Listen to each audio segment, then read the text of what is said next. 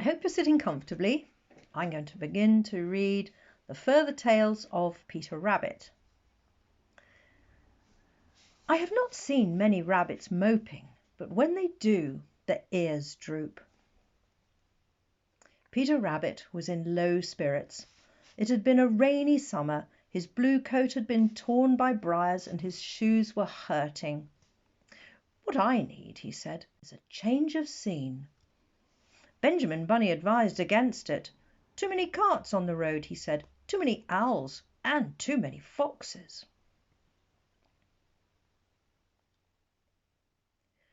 Discouraged, Peter squeezed under the gate into Mr. McGregor's garden, intending to steal a lettuce. What should he find by the greenhouse but an interesting basket smelling of onions? He opened it and climbed in. Inside, wrapped in brown paper, were some excellent sandwiches of cheese and pickle. He ate them all. It was cosy in the basket, and he fell fast asleep.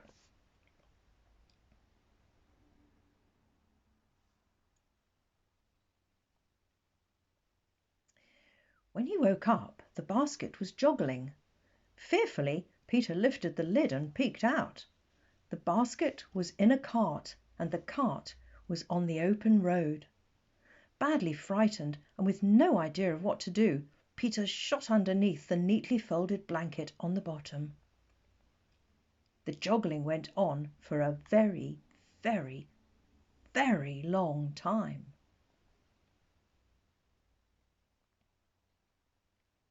When it stopped, someone lifted the lid of the basket. "Who's eaten our picnic?" screeched Mrs. McGregor, twitching away the blanket. "Thief!" she screamed. Peter bolted just in time. He ran until he could run no more. Panting at the foot of a tall pine tree, he looked about. A stream ran clear over the mossy green stones, harebells bobbing at the rim. The call of a buzzard made him look up in fright to see purple hills. Peter, who had sore paw from running, limped out and stared. He had left his shoes in the basket. "Aye," said a deep voice, "no matter where you've been or where we're going, 'tis the hills draw us back." Peter turned to see a huge black rabbit in a kilt, a dagger thrust into the top of his laced-up boot. "Ye'll be Peter Rabbit," said the giant. Peter nodded. "Finlay McBurney at your service. News of your disappearance came up with the mail coach. Your mother's fit to be tied. Follow me." Peter followed. He thought it better not to mention the sandwich basket. The Scottish burrow was hung with bunches of bog cotton. The peat on the fire smelt sharp. Mrs. McBurney, her ears tied in a neat knot, met Peter with a bowl of steaming porridge. He was put to bed with much kindness on a sack filled with sheep wool and heather. When he woke, Mrs. McBurney had made potato scones for his breakfast. "Hurry now, dearie," she said. "Today's the big day. Finlay's defending his title." "Oh, good," said Peter, not wishing to appear ignorant, even though he had no idea what defending his title meant. In a clearing not far from the burrow, rabbits from all the different clans were gathering. At last Finlay appeared, holding up a great golden cup. "I challenge all comers," he bellowed. Peter thought it was very exciting. The games began. Most of them involved throwing something heavy as far as possible. Finlay won nearly all of them. Quite soon, Peter thought it very boring. To the side, the bracken was flattened into a path, which Peter followed cautiously. He came upon a sign which read, "Keep out." I imagine it will not surprise you to hear that Peter did not keep out. He went in. There, protected by willow fencing, lay an unusually large radish. It must have measured 3 rabbits round. It also smelt delicious, and Peter was very hungry. He thought no one would notice if he took a little nibble off the end. Accordingly, he scratched his way under the willow fence and took a bite, and then another, another, and another. By the time Peter had stopped eating, he was inside the radish. Feeling cosy, he fell asleep. When he woke up, the radish was joggling. Not again, thought Peter. All of a sudden, the radish was tipped up and Peter tumbled out.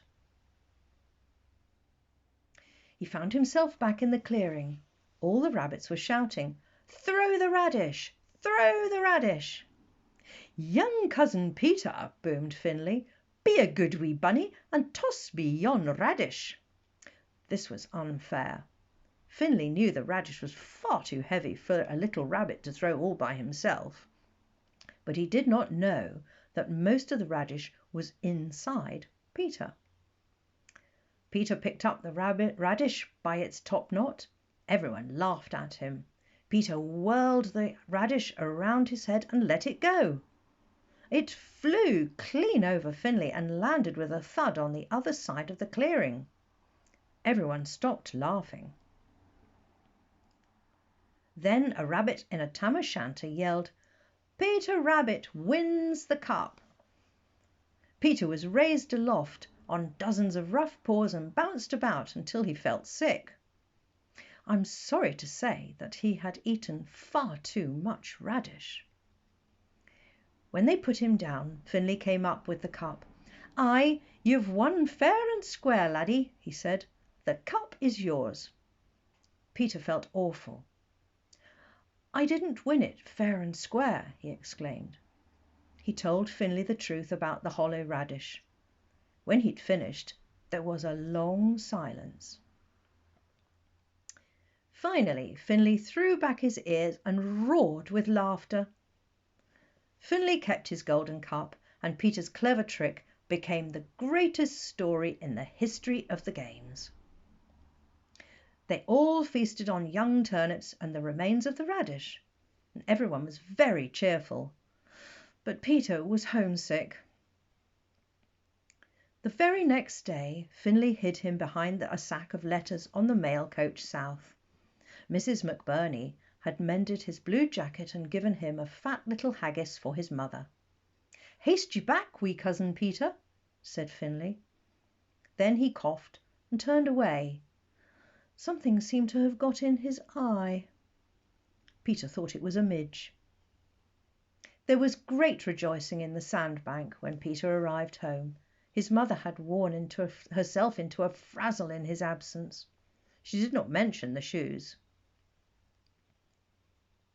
Peter was made to tell the story of the giant radish again and again. Benjamin Bunny always paid particular attention. One morning, as the first leaves were turning, he crept up beside Peter. Next time you need a change of scene," he said, "can I come?"